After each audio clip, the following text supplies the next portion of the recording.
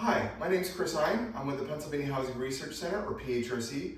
Have you ever wondered if your glazing needed to be safety glazed?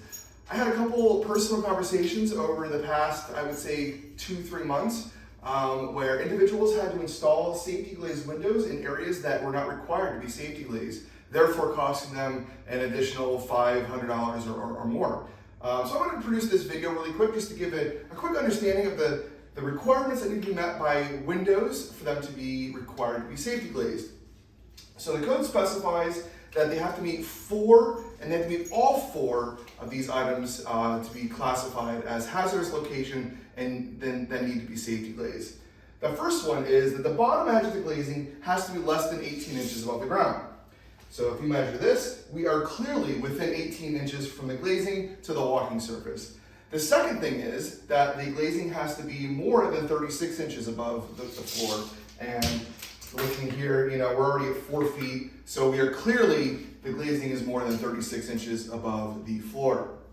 Number 3 is that it has to be within 36 inches of the walking surface, and as you can see, I am well within the 36 inches of the window, clearly in a dining room here, so we are within 36 inches of the glazing. And the last one, the fourth one, is the key one, and it says that each individual pane must be at least 9 square feet.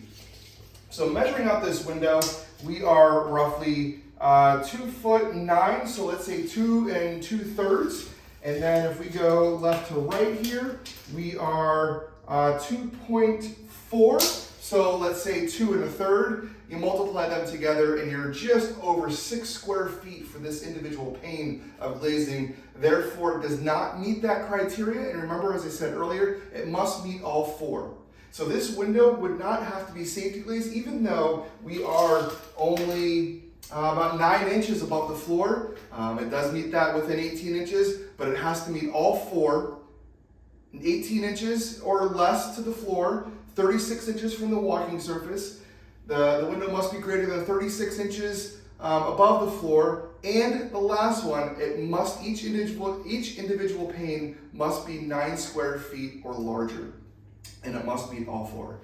Here in a second, I'll take you over to a different window, and we'll take the measurements on that, and we'll see how that one meets the safety glazing requirements. All right, so here we are in front of a much larger window, right? So remember, our 4 things that we have to meet: less than 18 inches above the floor. We are clearly less than that. We're about 15 inches above the floor. Our top has to be greater than 36 inches above the floor. And clearly 36 inches is right here, so clearly we're greater than 36 inches. The next one is we have to be within 36 inches of a walking surface. Here we are in a family room, and this is obviously right in the walking surface. It's right next to the floor, so we're within 36 inches of a walking surface.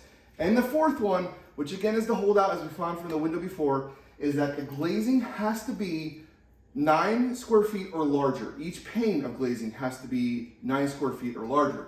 So this window here is 2 feet wide by 5.5 feet tall. So we are greater than 9 square feet. We're 11 square feet in one single piece of glazing. Therefore, this window and this window right here would have to be safety glazed based on the IRC 2018 requirements.